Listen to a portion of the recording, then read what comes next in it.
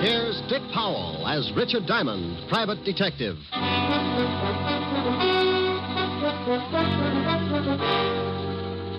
Hello there, this is Diamond. Well, it's Christmas Eve.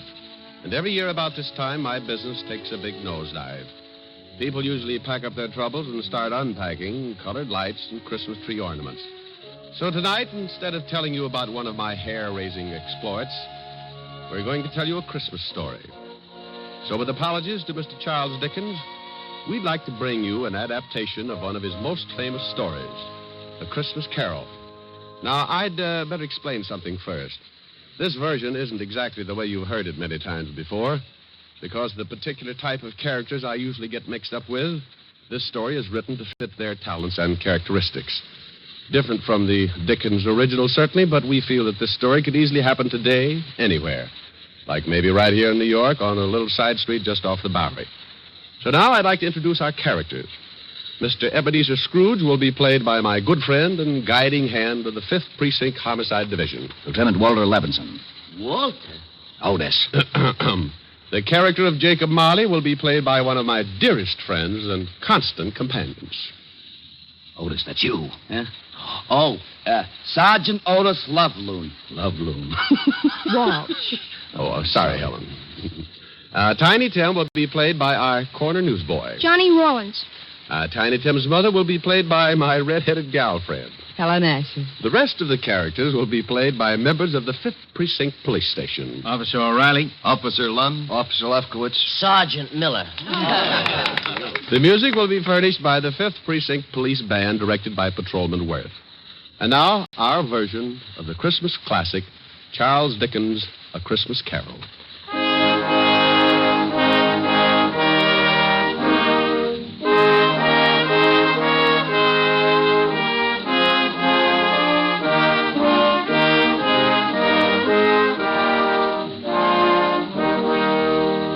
Once upon a time, there was a nasty old guy named Ebenezer Scrooge. He was nasty, all right. He didn't like anything, except maybe all the dough he could get his hands on. Scrooge had a little business that he started with his partner, Jacob Marley. The outfit was known as Scrooge and Marley Loan Company. But one day, poor old Marley just up and keeled over. So the boys along the big street gave him a nice funeral, and old Scrooge took over the business. Well, Marley had been dead for 7 years, and Scrooge lived alone in his little room over the office. And for a hobby, he hated everybody. He had a young guy working for him by the name of Bob Cratchit. Bob had a wife and 4 kids and made just enough to make ends meet. Scrooge used to ride him all the time. When it got so cold the polar bears complained, Cratchit would turn on the little heater, and Scrooge would say, Cratchit, what do you think you're doing? Turning on the heat, that's what I'm doing. My fingers look like popsicles. Well, I don't care if they come in 6 delicious flavors. Every time you turn on that heater, it costs me money. Business is not good, so get back to your work and turn off the heat. Oh, now look, Mr. Scrooge, I'm freezing. This pen ain't guaranteed to ride under ice. I tell you once more, get back to your work. Okay, Mr. Scrooge. I don't know why you worry about business. Why not just put up a sign? Turn the joint into a skating rink.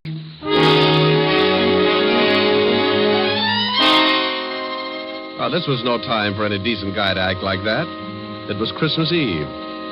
Along about 5 o'clock, into the office came Scrooge's nephew, Fred. Well, Merry Christmas, Bob. Oh, Merry Christmas, Fred. You get back to your work, Cratchit. Okay. Yeah. Well, Merry Christmas, Uncle. Oh, swell. Merry Christmas. Humbug. Humbug? Yeah, humbug. My old man didn't like Christmas, and that's what he used to say. Humbug. Okay, humbug. But it's still Christmas, and I don't see where you get off not liking it. This is supposed to be the time everybody gets with it. Everything stops that ain't much good, and you put your arm around the next guy, you tell him Merry Christmas. I'll put my arm around you with a hammer on the end of it if you don't lay off that goodwill stuff. Look, what's with you? What have you got against Christmas? You show me a way to make $100 every Christmas, and I'll fall in love with it. Every time the holidays roll around, nobody pays their bills, and they all run around like they own the Chrysler Building. Look at you, $60 a week, and you're coming on like Rockefeller. Well, sure, I make a lousy $60, but it ain't easy. But once a year, something happens with everybody in this big world. Well, nearly everybody. Because this is a day that somebody else started to make things right for us, and he had a really tough time doing it. It's more than just remembering. It's feeling. It's all around you. Christmas has got to be merry. Don't you get it? You want me to be merry? Well, sure. Then go get some of these joyous clients of mine to pay off their loans. The missus asked me to invite you over for dinner tomorrow. Now, don't hold your breath. Okay. Merry Christmas, Bob. Merry Christmas, Fred. Merry Christmas, Uncle. Merry Christmas. Merry Christmas. Humbug.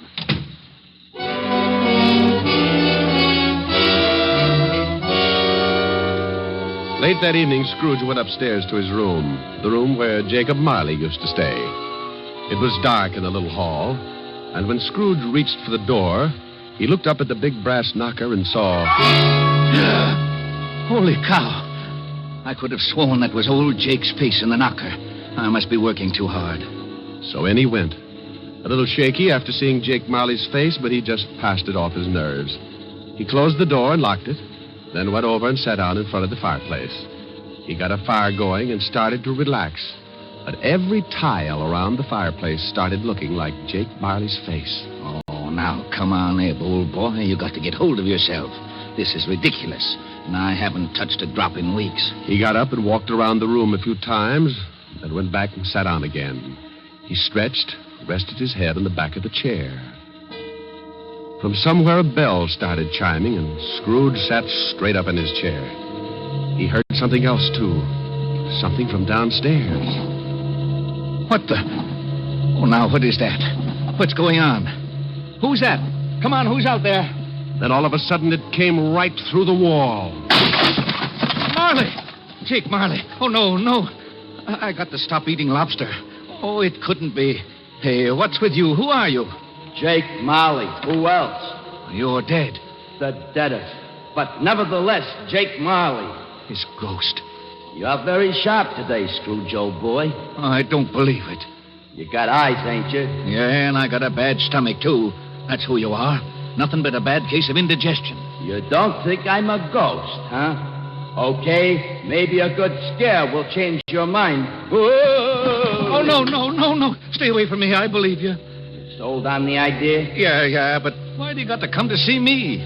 Regulations. Every man is supposed to live his life and help his buddies. If he don't do it while he's alive, then he's got to do it after he kicks off.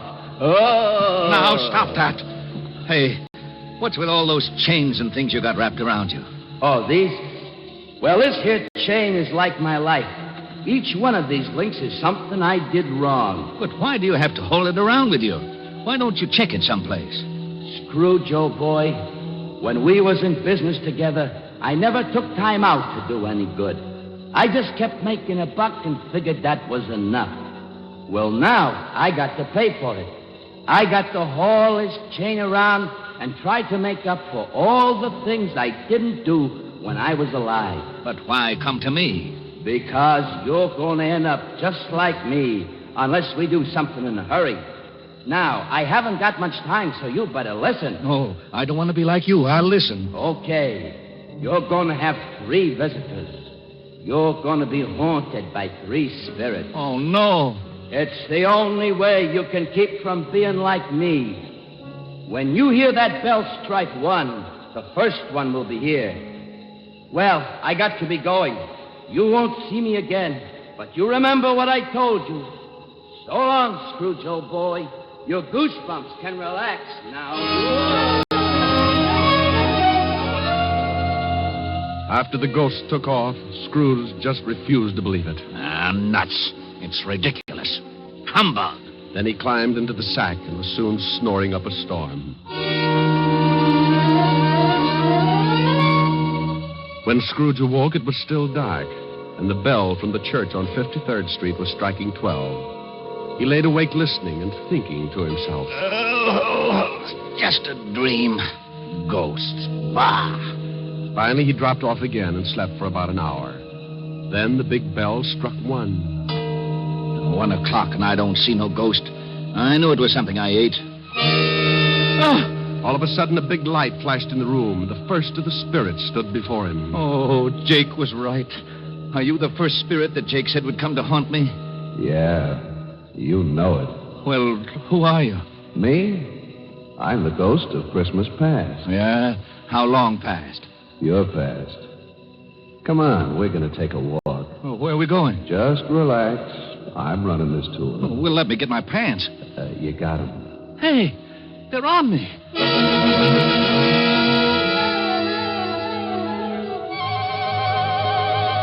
With that, the ghost of Christmas past grabbed Scrooge by the hand, and they both flew out of the window. Scrooge nearly lost his upper plate. But before he could yell for help, he was standing in front of a dirty, ramshackle old tenement building. You know where you are? Sure, I know where I am. This is where I was brought up. Even the garbage cans are the same. You had a pretty tough time when you were a kid, didn't you? The toughest. I wasn't very big, and the rest of the kids in the neighborhood were. I had more black eyes than a crow. You want to go in? What for? To see your folks. My folks died a long time ago. They're in there now. Come on. Well, the ghost took old Scrooge into the building and showed him a Christmas years past when he was a child with his family. Sure, it was tough living in two little rooms like that, but Scrooge remembered how wonderful it really was. What's the matter, Scrooge? Huh? Oh, got something in my eye. You were pretty lonely when your folks, when they... Yeah. You know, there was a young kid that came around earlier this evening and sang some carols. I wish... Yeah, what do you wish? Oh, nothing. Come on. I want to show you another Christmas. The spirit showed him another Christmas and still another. And you know, no matter how tough Scrooge remembered his childhood had been, it always seemed that Christmas was wonderful. Then the spirit took him to a building down by the river where Scrooge got his first job. They went inside, and seated behind a desk, Scrooge spotted... Fezziwig. Well, I'll be darned. It's old Fezziwig alive again. And there's Dick Wilkins. He was a good boy. We got along great. He liked me. Okay, everybody, it's Christmas Eve. You can knock off and have yourself a good time. You better lock up, Dick. Sure, right away, Mr. Fezziwig. And don't look so unhappy, Ebenezer. It's Christmas. Come on home with me and tear into a big turkey. All locked up, Dick? Yes, sir. Ready, Ebenezer? Yes, sir. Okay, let's go and have Merry Christmas, you two. Yeah. Merry Christmas, Mr. Fezziwig. Mr. Fezziwig. Merry Christmas.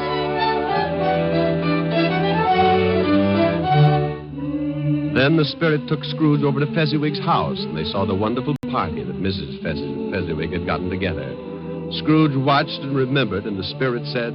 Wasn't Fezziwig a stupid, sentimental old goat? Oh, yeah? Well, let me tell you something. He was a great guy, he was. You know... What, Scrooge? I was just thinking about Bob Cratchit, who works for me. I think I'd like to do something for him. You know he's got a wife and 4 kids? Is that right? Yeah, 4 kids. Come on, I've seen enough.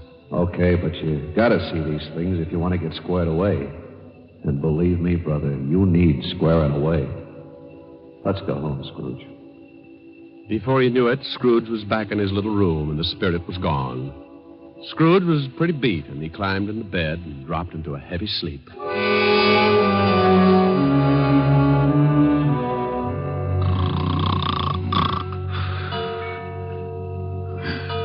Huh? What's that? It's 2:00. Hey, that light in the other room. I got burglars. Hey, Scrooge. Scrooge, come on in. Who's that? What are you doing in the other room? Come on in. Take a look. It's pretty nifty. Hey, what is this? What have you done to the room? It looks like Macy's window. Where'd you get all the holly and the mistletoe? And how'd you get it in here? You like it? Oh, for Pete's sake, a Christmas tree. Who are you? The ghost of Christmas present. Now, don't tell me you don't like the way I fix things up. I work pretty hard. Oh, the second ghost. Okay, take me wherever you want to go, but believe me, the next time I try the train. Come on, let's go.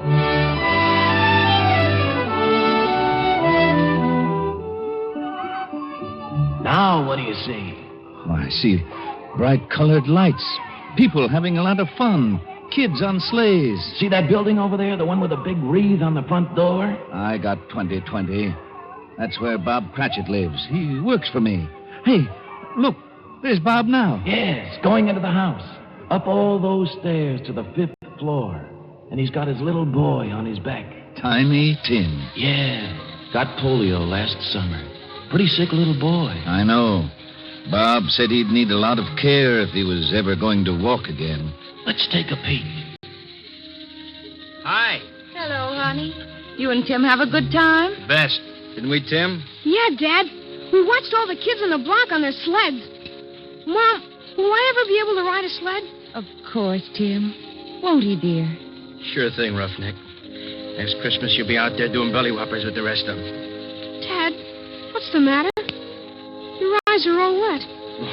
Nothing, Tim. I just got some snow in them. Want some dinner, Tim? Oh, Mom, stew for Christmas? I'm sorry, Tim. Oh, that's okay, Mom. I like stew. Bob, will you please say grace? Can I say something first, Mom? Of course, Tim. What would you like to say? God bless us. Everyone.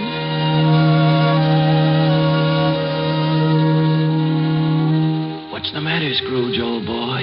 Got some snow in your eyes, too? Tell me something. Sure, if I can. What about Tiny Tim? Oh, can't say for sure. But if his old man makes enough money next year to get the right doctors, little Tim will get along just fine. But times are tough, aren't they, Scrooge? Yeah. Now the spirit of Christmas present took Scrooge to many places and showed him a lot of happiness and a lot of misery. And finally, back to his little room, and the spirit was gone. Oh, I don't know whether I can take much more of this.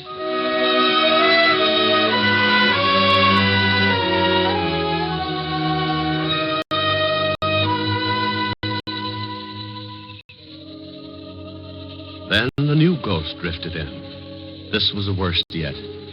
He was really done up for haunting. He was all dressed in black with one arm sticking out and pointing right at poor old Scrooge. This was the last one of the spirits. Scrooge's knees sounded like castanets on a reducing machine. Okay. You don't have to tell me. You're the ghost of the Christmas that hasn't come yet. You I'm really scared of. The ghost took off with Scrooge right after him. The city disappeared, and Scrooge found himself in the outskirts of town, standing in the graveyard. The night was howling like it was mad. And as Scrooge looked down, he saw... Hey, what's this? What's this stone? The black spirit stood still and pointed, so Scrooge leaned down and pulled away the bushes and saw it was a tombstone. Well, there's a name here. Ebenezer Scrooge. Oh, no. Look, not this. Believe me, I don't want this. I know I've done wrong, but I'm not kidding. I really know what Christmas means. It doesn't mean just today or tomorrow. It's every day of your life. I swear I'll do better. Only take me away from this. Let me try. Let me try to make Christmas right for me and everybody else. Please, don't let this happen. Give me another chance. Well, don't just stand there. Put your arm back in. You'll catch cold. Well, say something. Suddenly, Scrooge dropped to his knees and reached out for the spirit. But something happened. The spirit started to shrink. Then it collapsed. And when Scrooge looked up... What the... My bedpost. My own bedpost. I'm home. Oh, thank goodness. I lived the past and the present and the future, and now I'm home. Hallelujah. Spirits, wherever you are, believe me. From now on, things are going to be different. Oh, yeah. And thanks. Paper! Morning, paper! Hey, boy! Yeah? What day is this? It's Christmas. What's with you? Christmas. Oh, boy, I haven't missed it. The spooks did it all in one night. Boy! Yeah? Oh, it's you, Mr. Scrooge. How many papers have you got? I don't know. Why? Well, here's $5. Throw them away and go have yourself a Merry Christmas. Gee, thanks, Mr. Scrooge. And a Merry Christmas to you. Hey, boy, say that again. Thanks? No, the other. You mean Merry Christmas? Yeah, that's it. Merry Christmas.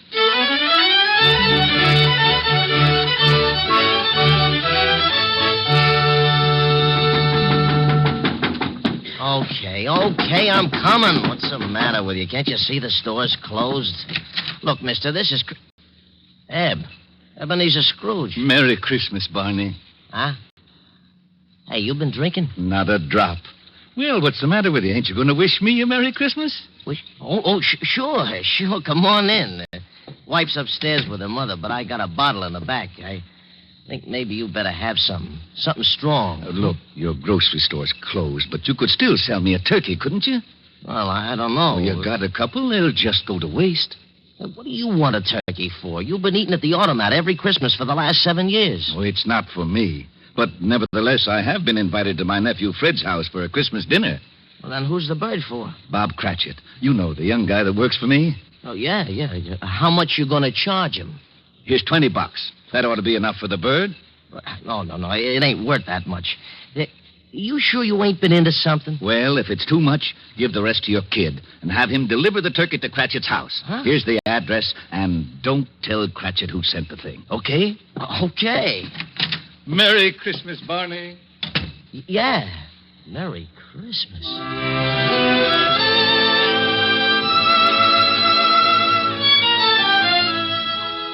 Well, old Scrooge went back to his rooms and took out an old blue suit out of the mothballs. He shook it out, put a few creases in it, and went out into the street. The old boy was really with it. Everybody he passed, he greeted them with, Merry Christmas. Merry Christmas. Merry Christmas. Oh, Merry Christmas. Merry Christmas. Merry Christmas. Scrooge went to church and gave a large donation, and Father McCarthy nearly forgot his sermon. And then Scrooge went out on the street again and down into the Bowery. Oh, God bless you, sir, and a Merry Christmas. Isn't it, though? He kept walking and having a great time. Later that afternoon, he arrived at his nephew's house. Well, what the... Merry Christmas, Fred. I've come to dinner. Oh, my gosh. Here, I brought you some presents. Oh, my gosh. Now, don't thank me. It's Christmas, remember? Oh, my gosh. Next morning, Scrooge was early at the office. If he could just catch Cratchit coming in late. And he did. Bob was a good 21 minutes late. Cratchit? Oh, no. You're 21 minutes late. Yeah. I'm sorry, Mr. Scrooge. I had a big evening last night. You did, huh?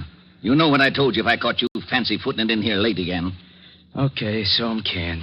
You think you got it coming? Oh, I'm too tired to argue, Mr. Scrooge. Jobs are tough enough, and I hate to lose this one, but I'm just too tired. A raise would help, huh? That's the silliest question of the year. Then you got it. It's in that envelope.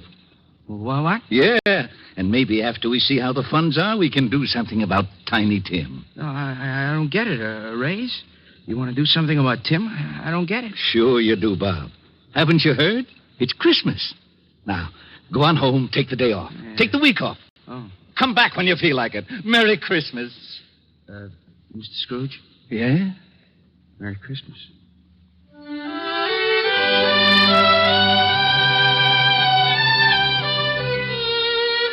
And Scrooge really did it. He was as good as his word, better even. He made it the merriest Christmas ever. And later, things got better, and he took care of Tiny Tim. And sure enough, Tim was out on his sled the next Christmas doing belly whoppers with the best of them.